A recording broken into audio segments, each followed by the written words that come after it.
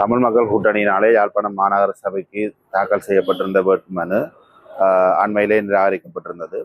அதற்கு எதிராக நாங்கள் சட்ட நடவடிக்கை எடுக்கப் போவதாக நாங்கள் கூறியிருந்தோம். அதன் அடிப்படையிலே இன்றைய தினம் இலங்கையினுடைய உயர் நீதிமன்றத்திலே கொழும்பிலே அடிப்படை மனித உரிமை மீறல் வழக்கு தாக்கல் செய்யப்பட்டிருக்கிறது. இந்த அடிப்படை உரிமை மீறல் மனு வெகு விரைவிலே நீதிமன்றத்திலே திறந்த நீதிமன்றத்திலே எடுத்துக்கொள்ளப்பட இருக்கிறது.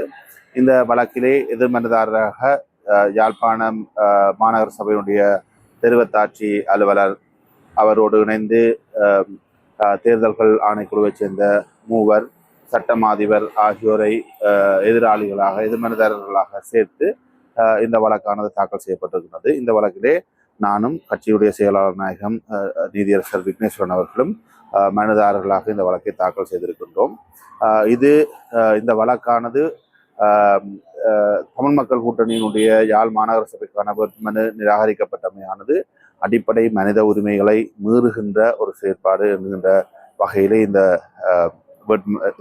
மனு தாக்கல் செய்யப்பட்டிருக்கின்றது. எங்களை பொறுத்தவரையிலே பல்வேறு காரணங்களை நாங்கள் சொல்லியிருக்கின்றோம். இலங்கையினுடைய அரசியலமைப்பினுடைய உறுப்புரை 12, உறுப்புரை 11, உறுப்புரை 14 ஆகியவற்றை மீறுகின்ற வகையிலே இந்த வேட்புமனு நிராகரிப்பு செயற்பாடானது இடம்பெற்றிருக்கின்றது. அதே போன்று தேர்தல்கள், உள்ளூராட்சி மன்ற தேர்தல்கள் திருத்த சட்டத்தினுடைய 31 உபபிரிவு 3ஐயும் மீறுவதாக இந்த நிராகரிப்பானது அமைந்திருக்கிறது. இது ஒரு பாரிய அநீதியை ஏற்படுத்துகின்ற ஒரு வேட்புமனு நிராகரிப்பு என்பதை நாங்கள் இந்த மனுவிலே சுட்டிக்காட்டியிருக்கின்றோம்.